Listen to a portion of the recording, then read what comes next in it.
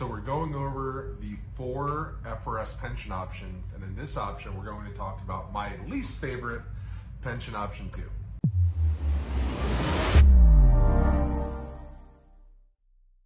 Okay, so if you've watched a lot of my videos, or you follow our content or anything else, you probably know that I don't like giving advice to people I don't know, right? So unless I know your situation, we like to give a lot of information, but we try not to give advice.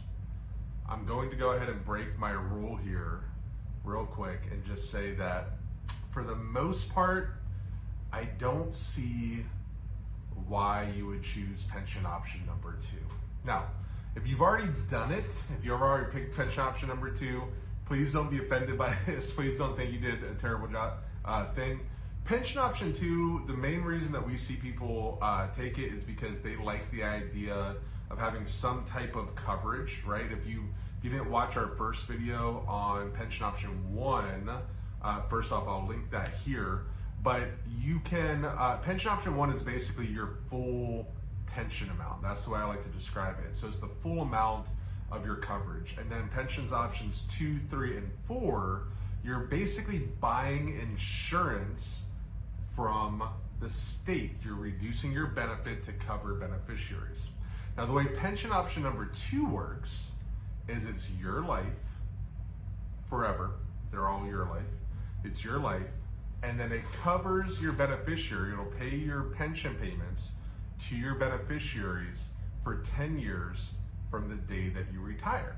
Now, the benefit of pension option number 2 is it can be left to anybody. It can be left to your spouse. It can be left to kids, grandkids, charities. It doesn't matter. That money is going somewhere from the 10 years from the day that you retire, and it's going to be paid out.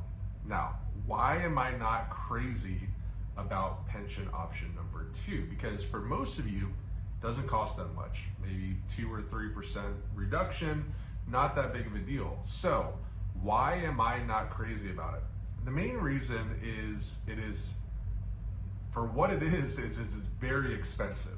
So if you take the reduction, let's say it's $50 or $100 per month, whatever it might be, or even $20 per month, it's basically, that lasts forever. So if you live 30 years, well, you still have that reduction, but the benefit ended 20 years ago. So you're paying, essentially for life insurance, like we talked about, for a 10-year life insurance policy, but you have to pay on it forever. Could you imagine buying a life insurance policy and they said, okay, this is a 10-year term policy, it's going to decrease in value every single month, but you have to pay for it forever. And on top of that, you would have gotten a COLA, so it actually gets more expensive forever. It doesn't make a lot of sense. The other downfall is, like I said, it's a decreasing benefit. What does that mean? Well, if you pass away 1 month after you retire, your beneficiaries will get a pension check for 119 months. Fantastic. But if you pass away 5 years after you retire, your beneficiaries get a check for 60 months. If you pass away 9 years and 11 months after you retire, your beneficiaries get a check for 1 month that you paid for 9 years and 11 months. It just doesn't make a lot of sense. In almost every situation, you would be much better off just buying a simple 10-year term policy, paying a level amount for a level benefit, and then once it ends, you don't have to pay on it anymore. It almost always is going to make more sense. And if you cannot qualify for a 10-year term policy, then maybe if you're in that bad of, if you're not in good health, maybe it makes sense to do option 3 or do the investment plan. So that might, that might give you an idea as well. That being said, if you did choose that option, or if you're really set on that option, it's not that big of a decrease. It just, from a financial standpoint, it doesn't make a lot of sense to pick, because you're better off doing a 10-year term policy instead of a 10-year decreasing term policy that yet charges you forever. Now, I want to go into the most misunderstood part of pension option number 2. And this is specifically for people entering drop.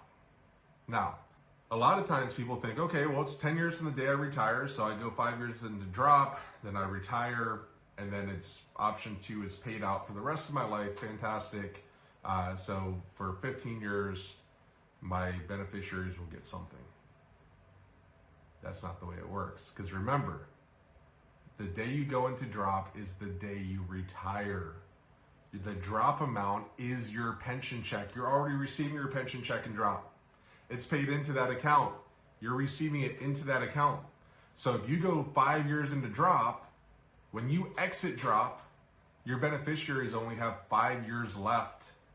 If you extend it and go to 8 years, for the people who are lucky enough to be able to extend, they only have 2 years left if you extend for 8 years. So just remember, because we've heard a lot of people for a while, when I first started doing this, there were certain counties and there were certain people that there was rumors going around that it was 10 years from the day you die. That's not the case. It's 10 years from the day that you retire. So just think about it. If you're thinking about doing that option, I'd go option 1 with the 10-year life insurance policy. It's going to be almost always cheaper. And if you can't qualify for that, maybe you should explore the investment plan or option 3. But just something to think about there. And like I said, it's not that big of a deal. If you did choose it, it's not that big of a reduction, but it's just my least favorite. I think it's one of the most expensive things you can, features you can buy on any pension. So that's why I'm not crazy about it. Okay, so the next video that we do is going to be pension options 3 and 4. Okay, so when those come out, I'm going to link it right here above. If you're watching it before they go out, there's not going to be anything linked, but if you're watching after they came out, I'm going to link it above. Those pension options are for spouses only, okay? So if you're single, these 2 videos are all that matter. Options 3 and options 4 are for spousal options only. See you in that video. Thank you so much for watching our videos. If you need more information about the FRS, if you need more information about just retirement in general, that's what we do every day. Please subscribe if you can. The link to subscribe is right here. And then also, if you're more on Facebook or Instagram, we're on all those platforms as well. We put these videos on there. The links to those are down below, or you can just search Anders Retirement. We update those pretty often. Thank you so much. We appreciate it. Have a good day.